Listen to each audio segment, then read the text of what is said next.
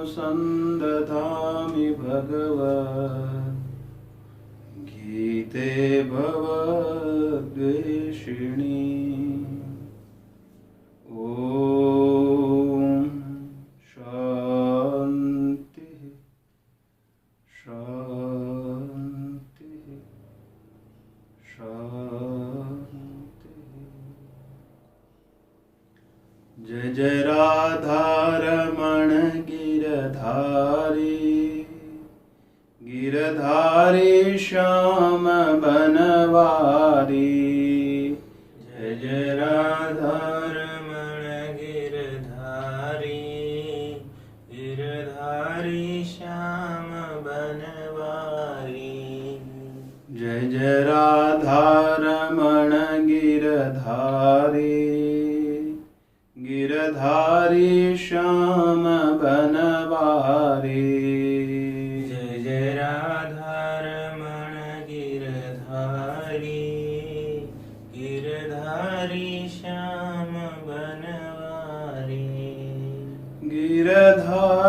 श्याम बनवारी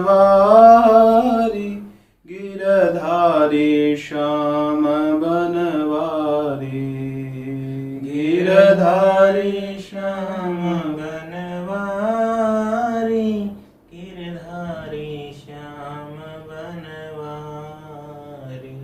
गिरधारी श्याम बनवारी गिरधारी श्याम बनवारी गिरधारी श्याम बनवारी गिरधारी श्याम बनवारी जय जय राधा रमण गिरधारी गिरधारी श्याम बनवारी जय जय राधा रमण गिरधारी गिरधारी श्याम बनवारी जय जय राधा रमण गिरधारी गिरधारी श्याम बनवारी जय जय राधा रमण गिरधारी गिरधारी श्याम बनवारी जय जय राधा रमण गिरधारी गिरधारी श्याम बनवारी जय जय राधा रमण गिरधारी गिरधारी श्याम बनवारी गिरधारी श्याम बनवारी गिरधारी श्याम बनवारी गिरधारी श्याम बनवारी गिरधारी श्याम बनवारी सच्चिदानंद भगवान की जय सद्गुरुदेव भगवान की जय सत्य सनातन धर्म की जय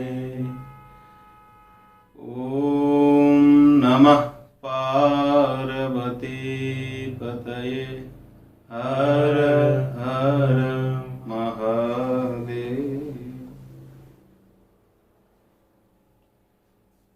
स्वामी जी श्री प्रेमपुरी जी आश्रम ट्रस्ट द्वारा समायोजित दैया गीता चिंतन माला के अंतर्गत हम लोग श्रीमद् भगवद गीता के 12वें अध्याय पर विचार मंथन कर रहे हैं। तृतीय श्लोक पर विचार चल रहा है। आइए एक बार इन श्लोकों का उच्चारण कर लें, उसके बाद फिर विचार प्रारंभ करते हैं। ओम श्री परमात्मने नमः। अथ 12ोऽध्यायः। अर्जुन उवाच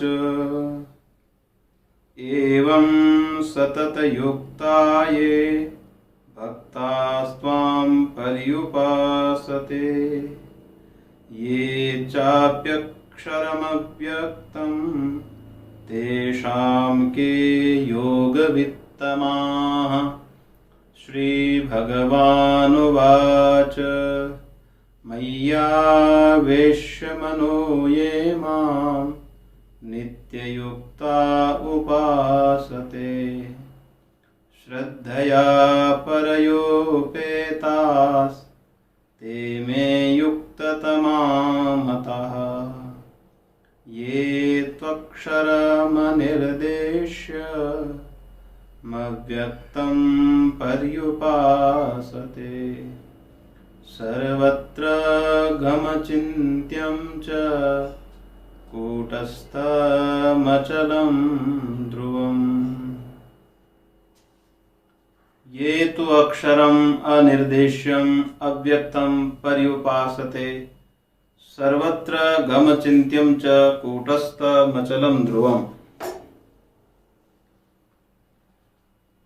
अक्षर ब्रह्म का निरूपण चल रहा है।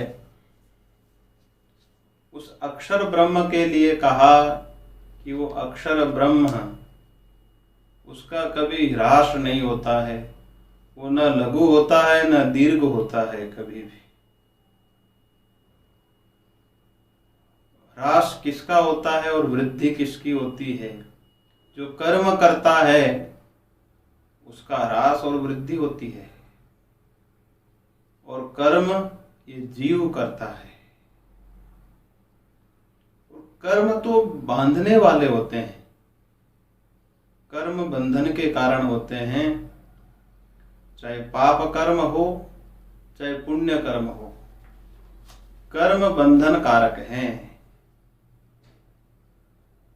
पुण्य करेगा तो पुण्य के फल स्वरूप पुनः जन्म लेना पड़ेगा, और पाप कर्म करेगा तो पाप के फल स्वरूप उसका फल दुख भोगना पड़ेगा। अर्थात जो भी कर्म करता है वो कर्म ही वृद्धि और क्षय का कारण बनता है, और ब्रह्म में न कर्म है तो उसको न पाप लगता है न पुण्य लगता है। पाप और पुण्य दोनों ताप से वो रहित हैं। जैसे ब्रह्मज्ञानी महापुरुष के लिए भी कहा जाता है कि ब्रह्म ज्ञान होने के अंतर ये जो शरीर है, इस शरीर के द्वारा कुछ न कुछ कर्म तो अवश्य होगा ही, और कर्म होगा तो उसका फल भी मिलेगा। तो फिर उसका फल किसको मिलेगा? जैसे ब्रह्मज्ञानी महापुरुष ने, उसके पैर से चींटी मर गई अनजाने में, पाप तो हो गया है, उसका फल किसको मिलेगा? उसके लिए शास्त्रों में कहा गया है कि जो उनका अनिष्ट चिंतन करता है उसको वो फल प्राप्त होगा। इसलिए व्यवहार में भी बोलते हैं कि कभी संतों के बारे में अनिष्ट चिंतन नहीं करना चाहिए, क्योंकि जो पाप होता है वो पाप हमें झेलना पड़ता है, और उनका गुणगान करने वाले उनको पुण्य फल पर प्राप्त होता है। इसलिए शास्त्रों में कई जगह वर्णन आता है कि किसी ने 10 वर्ष सेवा की, 12 वर्ष सेवा की, तो उनका पुण्य उनके शिष्यों को मिल गया, उनके योग्य अधिकारी व्यक्ति को मिल गया। तो कहने का भाव यही है कि जो ब्रह्मविद होते हैं वो तो पूर्ण होते हैं, उनमें पाप पुण्य किसी प्रकार का कोई लेश नहीं होता है, परंतु उनके शरीर से जो कर्म होता है वो कर्म का जो फल होगा वो फल उनके शुभ चिंतक या अशुभ चिंतक को मिलेगा। परंतु ब्रह्म में पुण्य पाप दोनों से परे हैं। इसलिए कहा जाता है कि कर्म में बहुत ही सावधानी की जरूरत है। विद्या की आवश्यकता है, उपासना की आवश्यकता है, और उस उपासना में ज्ञान की आवश्यकता है।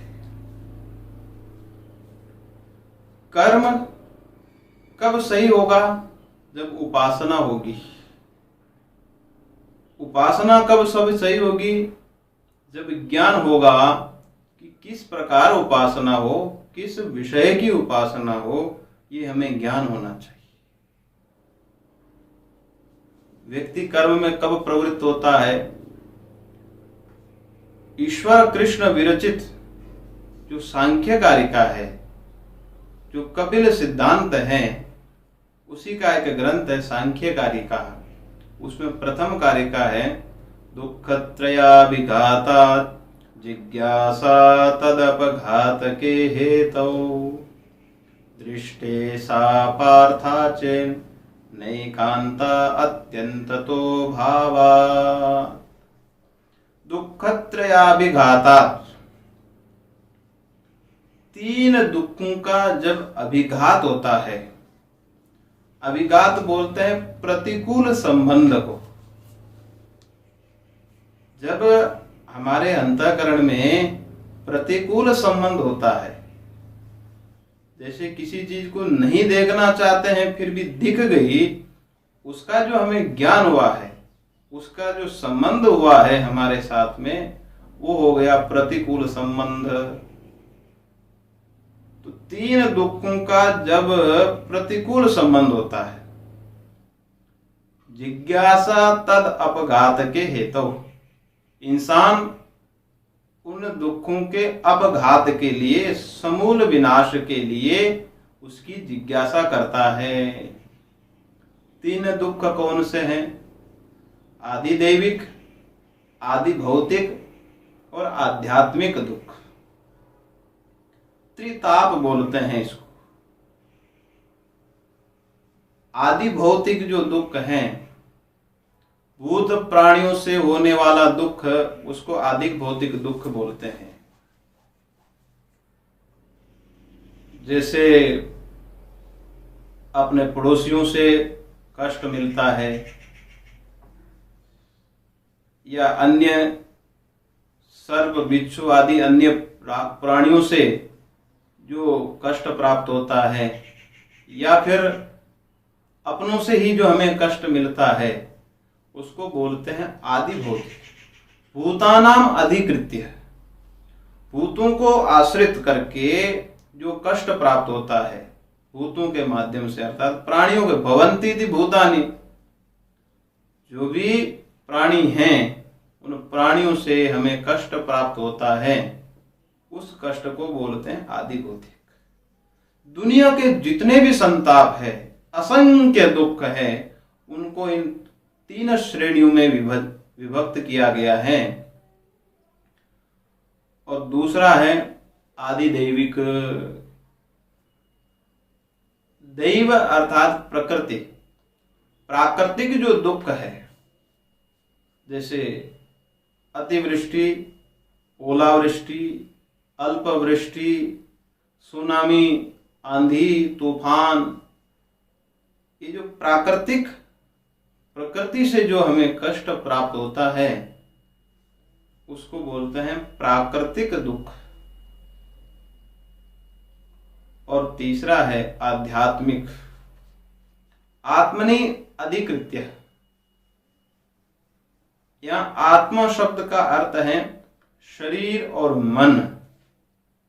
शरीर और मन के माध्यम से जो कष्ट प्राप्त होता है उसको आध्यात्मिक दुख बोलते हैं। आध्यात्मिक, जैसे शरीर के माध्यम से, शरीर में सर्दी, जुकाम, बुखार, अन्य प्रकार की जो व्याधियां हैं, उससे कष्ट प्राप्त होता है। और एक मानसिक कष्ट होता है, मन में जो कष्ट होता है, जैसे सर्दी, जुकाम, बुखार कुछ भी नहीं है, बाहर से व्यक्ति स्वस्थ दिखाई दे रहा है, परंतु मन में हलचल मची हुई है।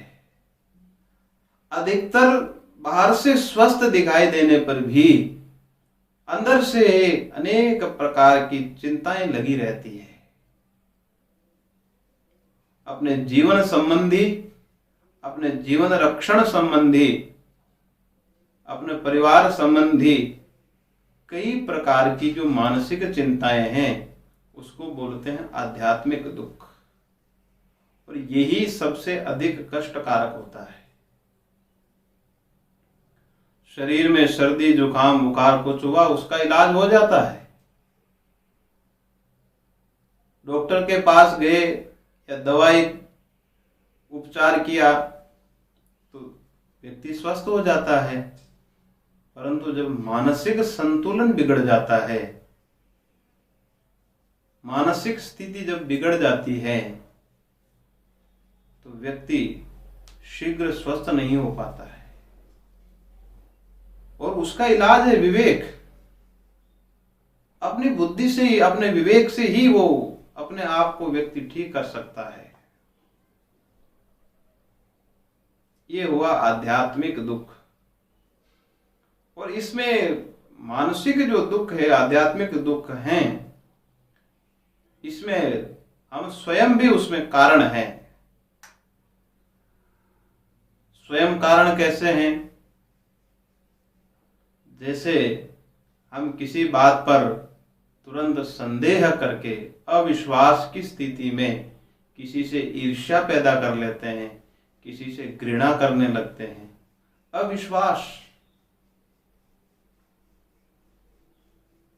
और हम चाहते हैं कि सब अपने अनुसार करें।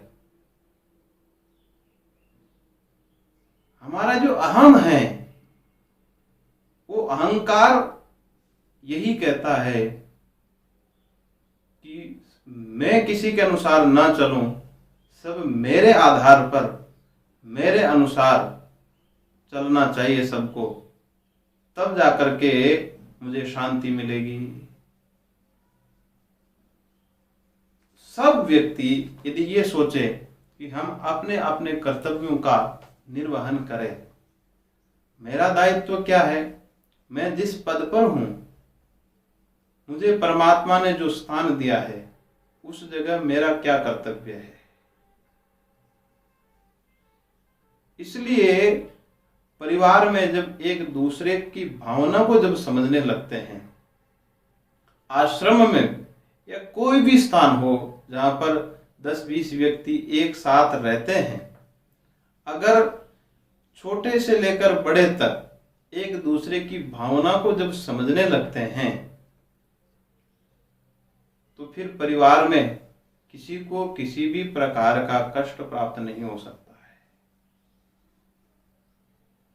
एक दूसरे की भावना, और भाव ऐसी चीज है, भावना जब समझ में आने लगती है, अगर हमारी भावना अच्छी होगी तो सामने वाले की भी भावना अच्छी होगी।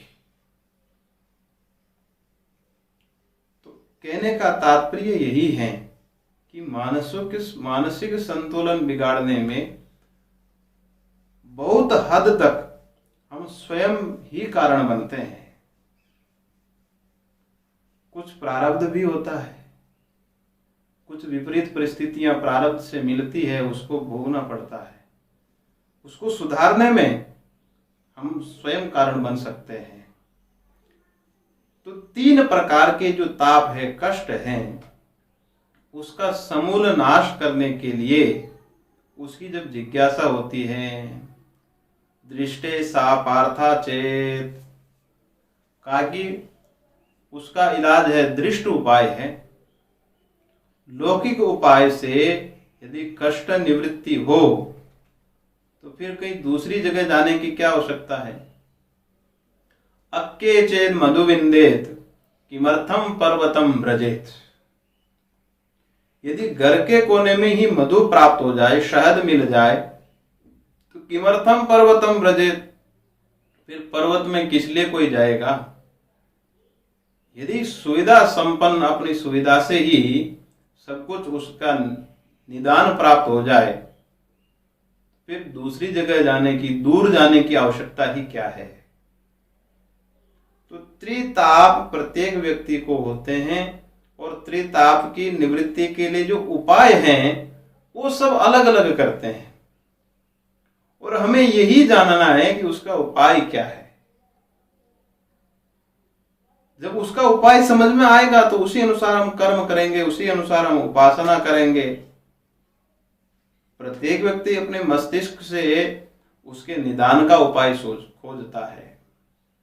तो यहां पर सांख्य कारिकाकार कह रहे हैं कि दृष्टे सा पार्था चेत, अगर दृष्ट उपायों से वो त्रिताप निवृत्त हो जाए तो दृष्ट उपाय करना चाहिए।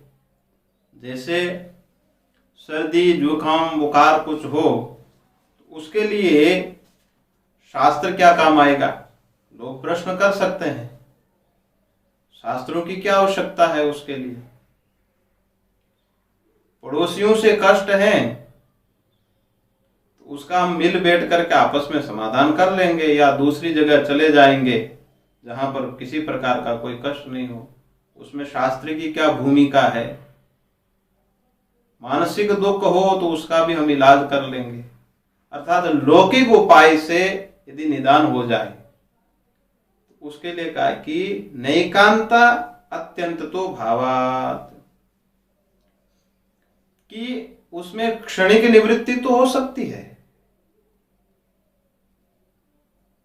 क्षणिक निवृत्ति हो सकती है, परंतु एकांतिक अभाव, सदा सदा के लिए उसकी निवृत्ति होगी कि नहीं इसकी कोई गारंटी नहीं है। जैसे हम लौकिक उपायों से दुख दूर करने का प्रयास करते हैं, परंतु वो क्या शाश्वत दुख निवृत्ति कर सकते हैं, जिससे कि दोबारा कभी कष्ट आवे ही नहीं। और दुख निवृत्ति हो भी जाएगी तो पुनः वापस वो कष्ट आ जाएगा। तो दो दोष बताए, एकांतिक अभाव और आत्यंतिक अभाव। दुख निवृत्ति की अवश्यम भाविता नहीं है, और दुख निवृत्ति यदि हो भी गया तो फिर पुनर्संभव है, पुनः दुख उत्पन्न हो सकते हैं। आत्यंतिक निवृत्ति नहीं हो सकती है। तो कहा कि वैदिक उपाय कर लें।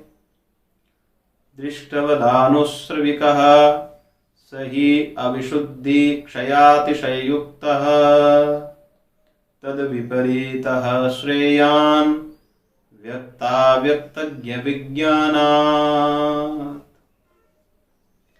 दृष्टवदानुश्रविकः, अनुश्रविक बोलते हैं वैदिक उपाय को। कहा कि 3 दुखों की निवृत्ति के लिए यदि लौकिक उपाय से काम नहीं चलता है तो वैदिक उपाय कर लिया जाए, कर्म कांड का सहारा लेकर के वो दुख निवृत्ति हो जाएगी। जैसे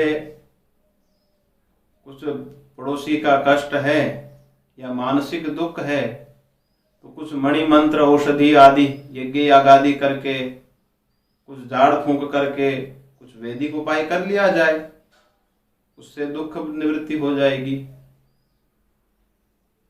तो कहा कि वैदिक जो उपाय हैं, विशेष करके यहां पर कर्म कांड के लिए कहा जा रहा है, तो वो जो उपाय हैं उसमें भी क्या है, अविशुद्धि क्षय अतिशय युक्तः। जैसे स्वर्ग प्राप्ति के लिए ज्योतिष्टोम याग किया, ज्योतिष्टोमेन यजेत स्वर्ग कामः, ज्योतिष्टोम याग करने से स्वर्ग की प्राप्ति होती है। तो इस प्रकार से ज्योतिष्टोम याग किया स्वर्गकामी पुरुष ने,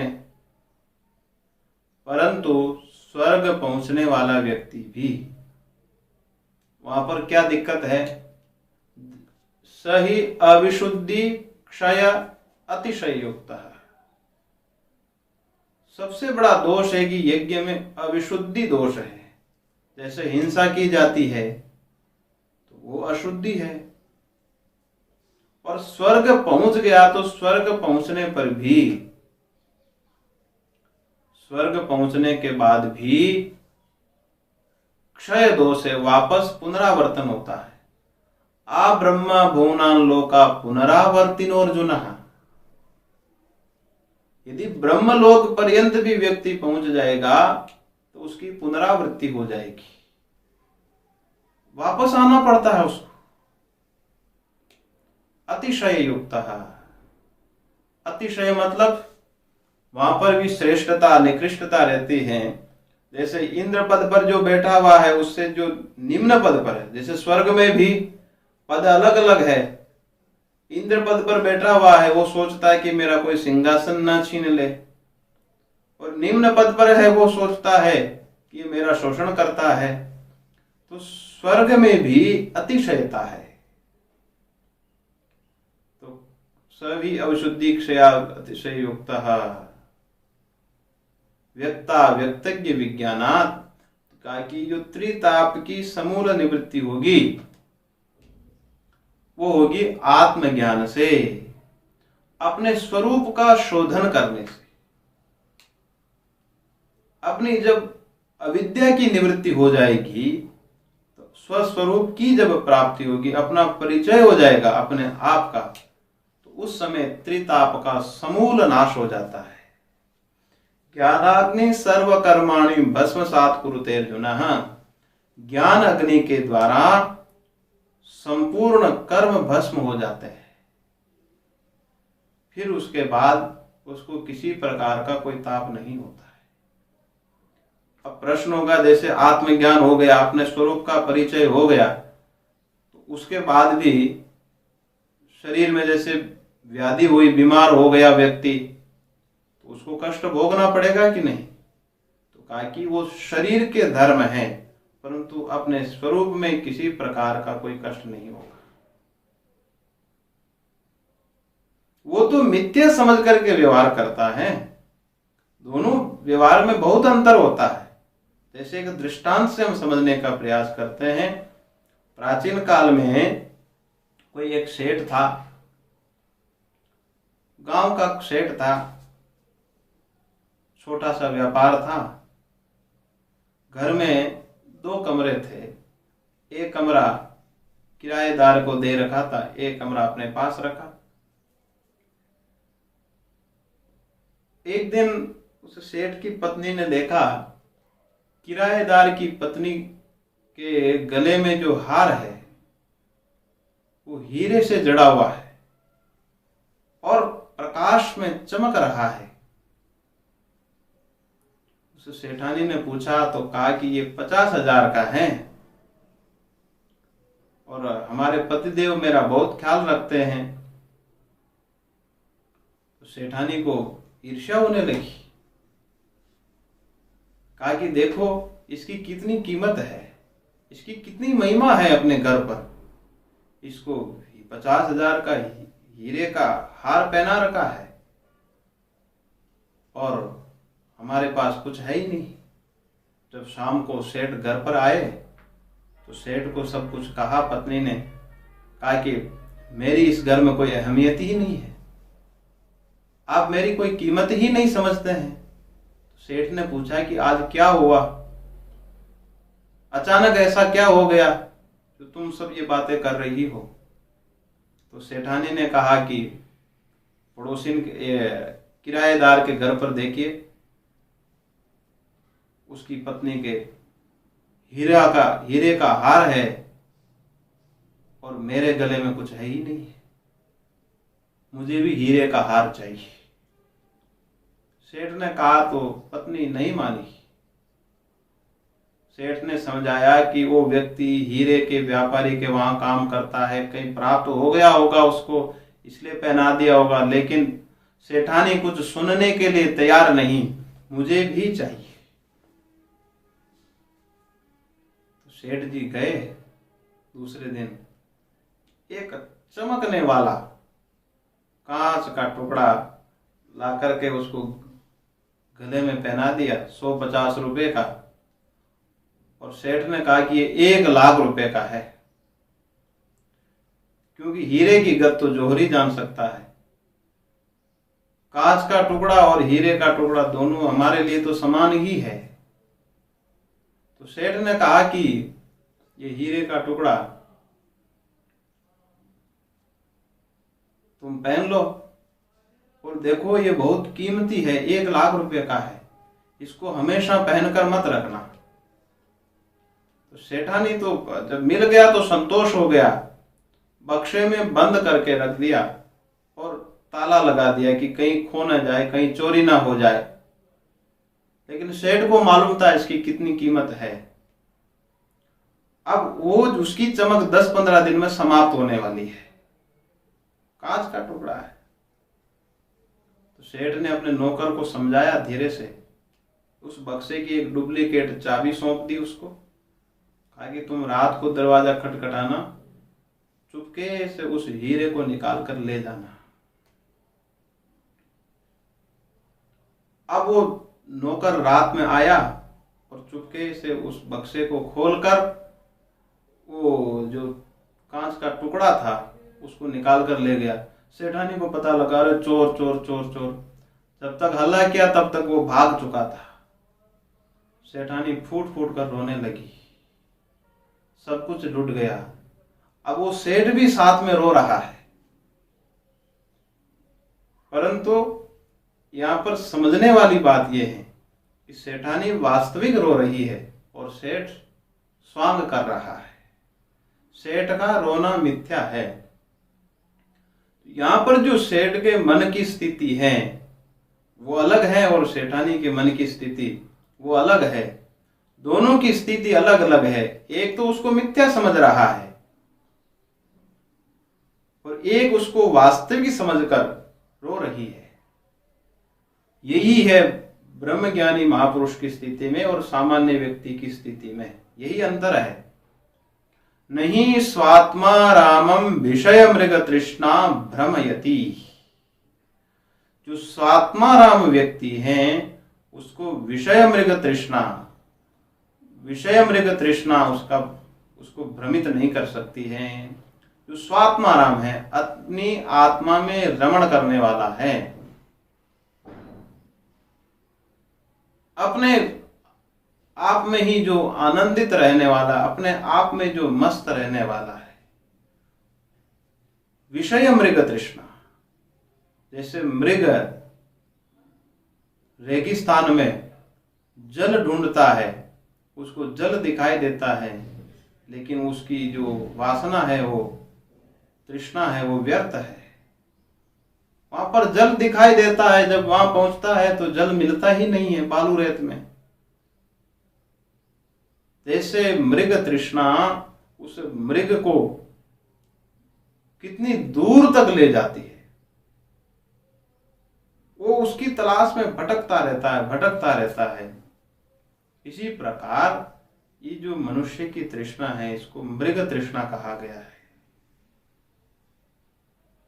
और इसको हम वास्तविक समझ करके अपने आप में रमण नहीं करते हैं और विषयों में रमण करते हैं।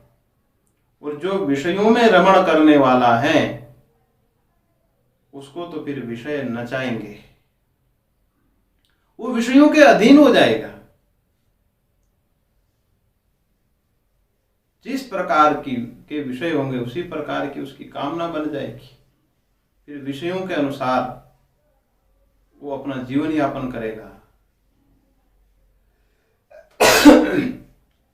और जो स्वात्मा राम पुरुष है, नहीं विषय मृग तृष्णा भ्रमयति, वो तो अपने आप में रमण करने वाला है, अपने आप में आनंदित रहने वाला है। तो कहा कि विषय का ज्ञान तो उसको भी होगा, विषय का ज्ञान तो होगा, लेकिन उसका जो व्यवहार होगा उस सेठ की तरह है। जैसे सेठ उस कांच के टुकड़े को मिथ्या समझ करके रो रहा है, उसके मन में किसी प्रकार का कोई क्लेश नहीं है। वो तो केवल बाधितानुवृत्ति से व्यवहार मात्र कर लेंगे। इसी प्रकार जब हमें ये ज्ञान होगा कि ऋते ज्ञानात् न मुक्ति, मुक्ति तो ज्ञान से ही प्राप्त होगी, अपने स्वरूप का अनुसंधान करने से ही प्राप्त होगी। अपनी स्वयं की खोज से ही वो आनंद प्राप्त होगा। तब उसी अनुसार व्यक्ति श्रवण मनन निधि ध्यासन शास्त्र चिंतन करेगा। तो इसलिए ज्ञान होना बहुत जरूरी है। जब हमको ये बोध ही नहीं होगा कि कौन सी उपासना करनी है और कैसे हम उपासना करेंगे, तब हमारे चित्त की स्थिति सुधरेगी। कहा कि वो तो ईश्वर है, वो तो अपना स्वरूप है, अपने चित्त में ही प्रकट होने वाले हैं, वो कोई बाहर प्रकट होने वाले नहीं है। अंतःकरण के भीतर जो चित्त की अशुद्धि है, वो अशुद्धि हटेगी, वो तो प्रकट ही है पहले से ही।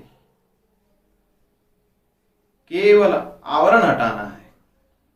जैसे सूर्य का प्रकाश है, बादलों से ढक जाता है। घनच्छन्न दृष्टि घनच्छन्न मरकम यथा मन्यते निष्प्रभम चाति मूढ़ः। मूढ़ व्यक्ति क्या बोलता है, सूर्य को बादलों ने ढक लिया है,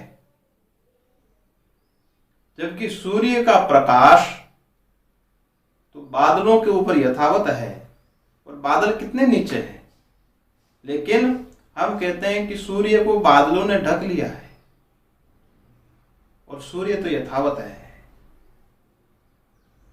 और जब बादल हट जाते हैं तो क्या बोलते हैं कि बादल हट गए, आवरण हट गया। बस यही स्थिति हमारे शरीर की है, हमारे चित्त की है। मानो कि बादलों ने ढक सा लिया है। अब सूर्य के स्वरूप में कोई अंतर नहीं है, वो तो जो पहले प्रकाश था अब भी वैसे ही प्रकाश है। सूर्य के प्रकाश में बिल्कुल समानता है, किसी प्रकार की कोई कमी नहीं है।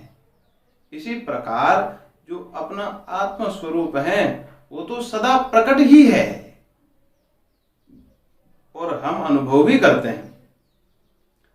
जितनी चित्त की स्थूलता कम होती जाएगी, मलिनता कम होती जाएगी, हमें अपने आप में एक आनंद मिलने लगता है, उस आनंद का आभास होने लगता है। भले ही कुछ प्रतिशत में ही आनंद मिले, लेकिन प्रतीति होने लगती है। इस प्रकार से कहा कि जो ब्रह्म है, अक्षर है, उसमें न किसी प्रकार का कोई कर्म है, उससे न पाप का लेश है न पुण्य का लेश है। इसलिए उसमें वृद्धि और क्षय कुछ भी नहीं होता है। जो कर्म करता है उस पाप करेगा, उसके शरीर से यदि पाप होता है, पाप कर्म, तो उसका फल दुख मिलेगा, ह्रास होगा उसका, और पुण्य होगा तो उसकी वृद्धि होगी। तो ये जीव पाप पुण्य के चक्कर में पड़ा रहता है और उसका कर्म का तो फल अवश्यंभावी होता है। ये और गहना कर्मणो गति, हम अगर 1,00,000 पुण्य भी करेंगे और 50,000 हमारे पाप है, तो 1,00,000 पुण्य करने से वो 50,000 पाप कटने वाले नहीं है, वो तो भोगने से ही कटेंगे। यहां पर वो कोई माइनस नहीं होता कि 1,00,000 पुण्य कर लिए तो 50,000 माइनस हो गए और 50,000 हमारे पास संचित हो गए। परंतु शास्त्र का सिद्धांत यही है कि अगर 10 पुण्य किए हैं और 5 पाप किए हैं तो पुण्य का फल हमें मिलेगा, लेकिन कितना भी बड़ा धर्मात्मा क्यों ना हो, वो जो 5 किए हुए पाप है उसका फल भोगना ही पड़ता है।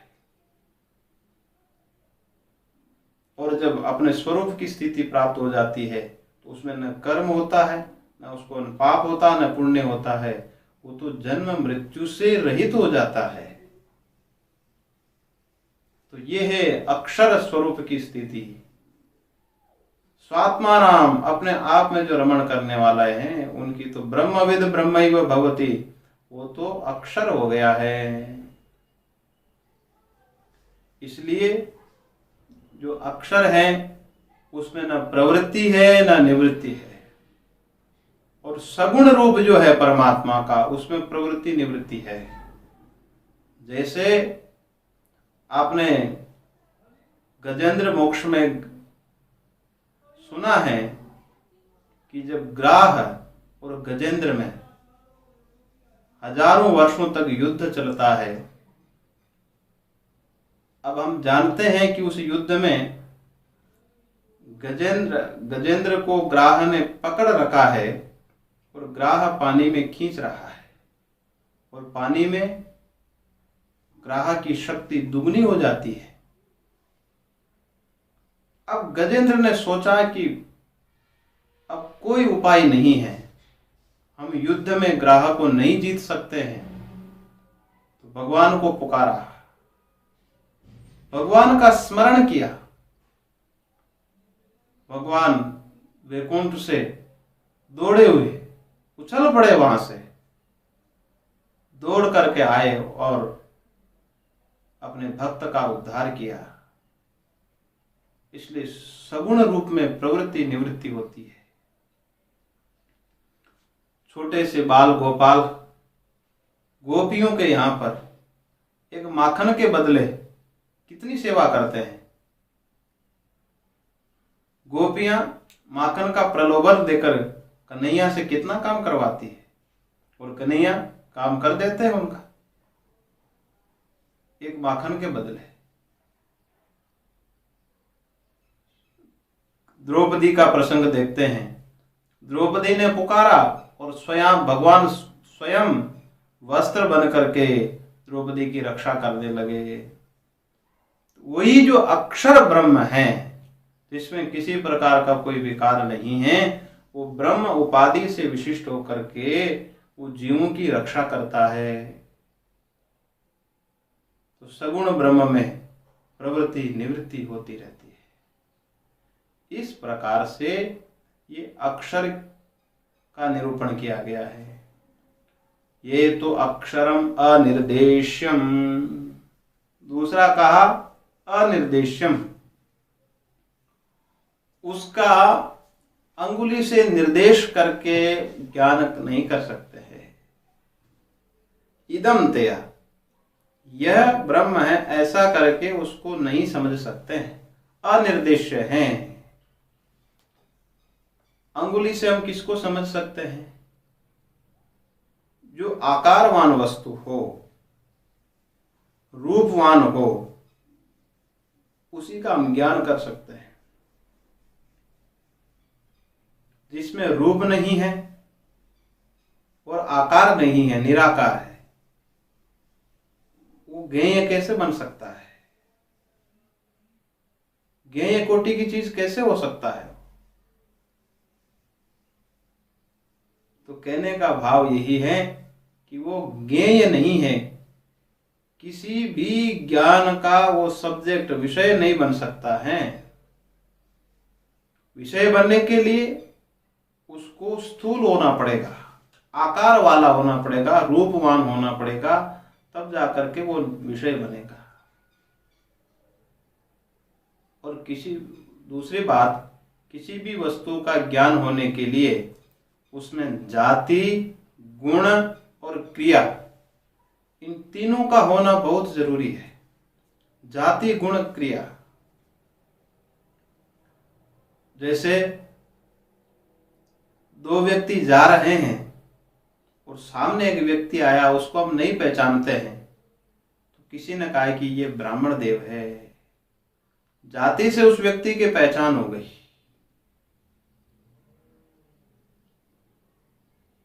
और किसी के घर पर कोई व्यक्ति काम करता है, कहा कि ये हमारा पाचक है, रसोइया है, तो उसकी क्रिया से उसकी पहचान हो गई। और गुण से कैसे पहचान होगी? जैसे किसी से व्यवहार करना है तो कहेंगे कि लंबी दाढ़ी लंबे बाल वाला पुरुष है, उसके पास चले जाना, तो ये गुण से पहचान हो गई। लंबा आदमी है, छोटा आदमी है, या इस तरह का व्यवहार करता है, उसकी एक पहचान गुण के द्वारा व्यक्ति को पहचानते हैं। जो शक्ति ग्रह होता है, जैसे एक छोटे बालक को किसी पदार्थ का कोई ज्ञान नहीं है, शास्त्रों में उदाहरण देते हैं कि जैसे घट का ज्ञान होता है, सबसे पहले उसमें शक्ति ग्रह होता है। शक्ति ग्रह मतलब इस पद से इस पदार्थ को जानना। अस्मात् पदार्थ अयम अर्थो बोधव्यः इति ईश्वर संकेतः शक्ति। इस पद से ये अर्थ जानना है, ये ईश्वर का संकेत ही शक्ति है। जैसे हम जन्म से पहले हमें ज्ञान नहीं था इस संसार का, और जन्म होने के बाद माता पिता में सिखाते हैं, या नहीं भी सिखाने पर तो व्यवहार से व्यक्ति सीखता है। जैसे एक छोटा बालक है और ये पुस्तक है, तो इस पुस्तक को क्या कहते हैं, या पुस्तक संज्ञा इस पदार्थ की है, वो बालक कैसे समझेगा? जब बड़ों को देखता है कि पुस्तक शब्द उच्चारण करने से एक कागज नुमा, कागज का पदार्थ है और इस तरह का चौकोर कोई है कागज का, तो वो समझ जाता है कि इसको पुस्तक शब्द से बोलते हैं। एक 4 पैर का प्राणी है और गले में कंबल है, उसको गाय बोलते हैं। तो गाय, काऊ, व्यवहार करते करते हम व्यवहार करते हैं तो एक बालक भी सीखता है कि गाय शब्द उच्चारण करने से ये 4 पैर वाला प्राणी है, इसको गौ माता बोलते हैं। इस प्रकार से उसको शक्ति ग्रह हो जाता है कि गोत्व जाति विशिष्ट है जो गाय हैं, ये गाय पदवाच्य ये प्राणी है। तो धीरे धीरे जब वो व्यवहार देखता है तो उसको शक्ति ग्रह होता है कि इस पद से ये अर्थ का बोध होता है। घट पद का उच्चारण करने से एक कंबु ग्रीवादिमान पदार्थ, गोल मटोल एक पदार्थ, उसका बोध होता है कि ये घट है। तो जब हम उसको उठाते हैं, एक स्थान से उठा करके दूसरे स्थान पर ले जाते हैं और दूसरे स्थान से उठा करके तीसरे स्थान पर जब रखते हैं, तो दूसरा व्यक्ति देखता है कि घट पद बोलने से ये इस पदार्थ को उठाकर ले जा रहे हैं, तो उसको शक्ति ग्रह हो जाता है। लेकिन ब्रह्म में तो न तो उसको उठा सकते हैं, न उसमें कोई व्यवहार कर सकते हैं, तो शक्ति ग्रह ही नहीं होगा उसका। अंगुली से उसका निर्देश नहीं किया जा सकता है, उसमें जाति नहीं है, गुण नहीं है और क्रिया नहीं है। जाति, गुण और क्रिया से रहित है वो, अनिर्देश्यम, उसका निर्देश नहीं किया जा सकता है अंगुली से कि ये ब्रह्म है। तो भगवती श्रुति भी नेति नेति के द्वारा निर्देश करती है, कहा कि ये घट ब्रह्म है, ये भी नहीं है, ये जगत ब्रह्म है, ये भी नहीं है। तो कहा कि ये जगत का जो कारण है वो कारण ब्रह्म है। नेति नेति के द्वारा ये भी ब्रह्म नहीं है, ये भी ब्रह्म नहीं है, जो शेष रहता है वही ब्रह्म है, हमारी इंद्रियों का विषय नहीं है। वो तो प्रकाश रूप से सबको प्रकाश दे रहा है, अनुभूति का विषय है, समान रूप से सबके भीतर प्रकाश कर रहा है। जैसे सूर्य के प्रकाश में सब प्रकाशित होते हैं। भाई प्रश्न ये हो सकता है कि जब परमात्मा ही सबको प्रकाश दे रहा है, तो पापी को, चोर को, सबको समान रूप से सत्ता स्फूर्ति मिल रही है। जब परमात्मा के हाथ में ही है तो परमात्मा ऐसा क्यों करते हैं? जो उन्हीं की सत्ता से जब सब प्रकार के सब कर्म हो रहे हैं, तो परमात्मा ऐसा क्यों करते हैं? तो कहा कि उनकी सत्ता तो सर्वत्र समान है। जैसे सूर्य के प्रकाश में एक ब्रह्मज्ञानी भी, उसको भी समान रूप से प्रकाश मिलता है, एक व्यापार करने वाले को भी प्रकाश मिलता है, एक चोरी करने वाले को, डकैत को भी सूर्य समान रूप से प्रकाश देता है। इस दुनिया में सबको समान रूप से प्रकाश मिलता है। अब ये हमारे ऊपर निर्भर करता है कि उस प्रकाश का उपयोग कौन व्यक्ति किस काम में करता है।